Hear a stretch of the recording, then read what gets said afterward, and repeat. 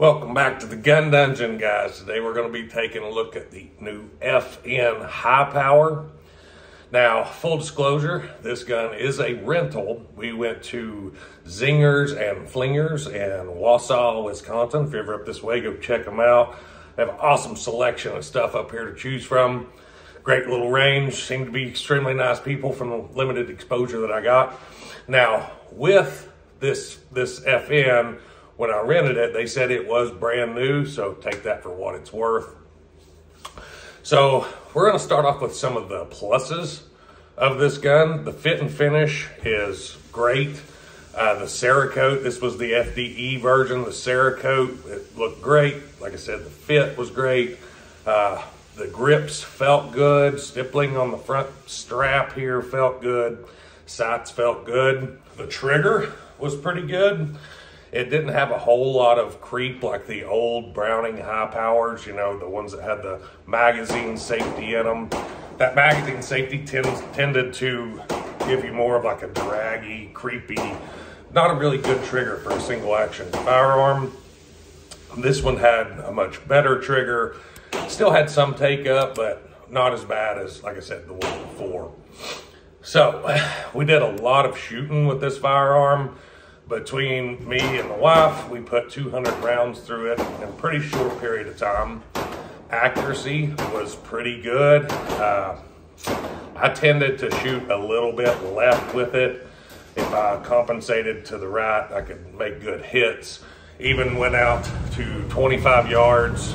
Didn't do terrible, but wasn't anything to write home about either. And that's reflecting more on my abilities than it is the firearm.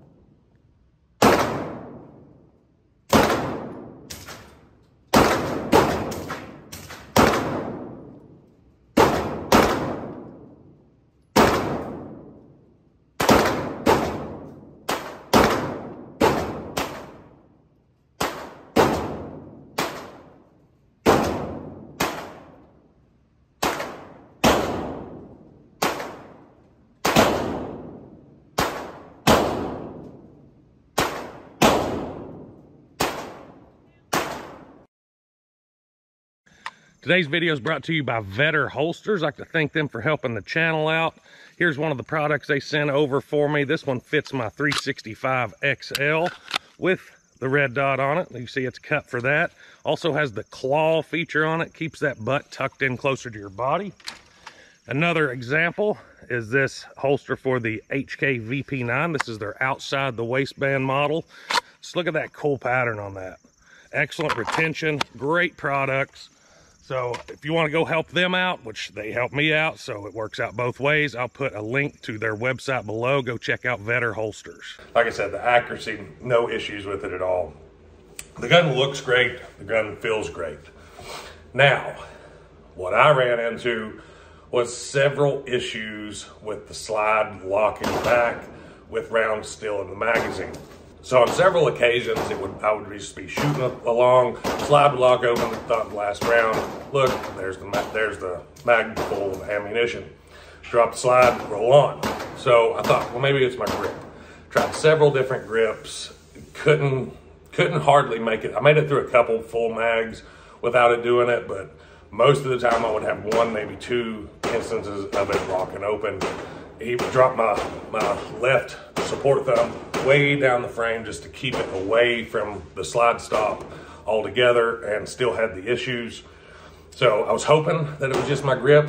Generally, with my grip, I will hold the slide release down and won't get a lock open on the last round. That's typically what my grip does. I'm bad for that. I've never been prone to push up on the slide stop to make it lock open inadvertently. Also, out of 200 rounds, we had 3 light primer strikes. I have seen on the High Road forum, I'm on there a lot, go check out the High Road, great forum. the highroad.org, that is. Seen several posts on there talking about light primer strikes from the FN high powers. It seems to be a pretty common theme. This one was no different.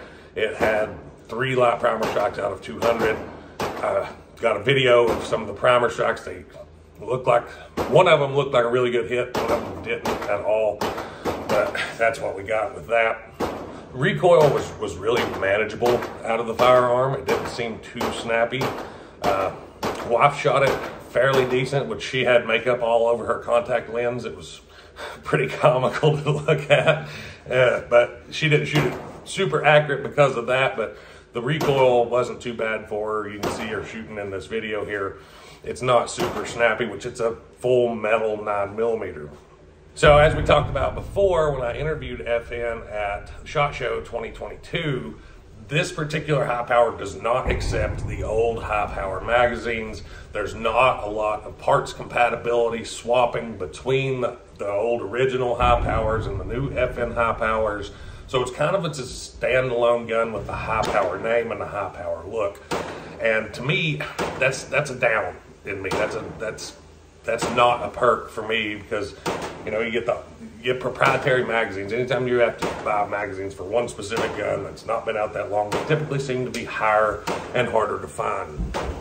So my impression, and keep in mind, guys, this is an example of one.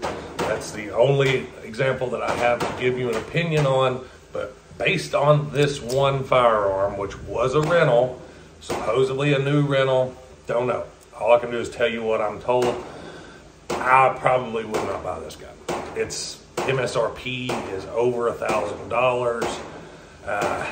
Like I said, the parts compatibility, magazine compatibility, some holsters aren't going to be compatible with the original high powers. And then there's the failure issues. And I probably wouldn't spend that much money on a gun that I had this much trouble with and is a proprietary kind of standalone gun. I really would love to get my hands on the Springfield SA-35, try that one out. I'm a high power fan. Love the Browning high powers to start with. I think comparing the two just on paper, the SA-35 makes more sense to me than this one. Had this one been flawless and ran like a top and, you know, whatever, I would have considered it. But between the example that I've had and then all of the reports on the high road talking about these same issues, me seeing it firsthand, I think FN needs to get the bugs worked out. I think they need to spend a little time perfecting this gun.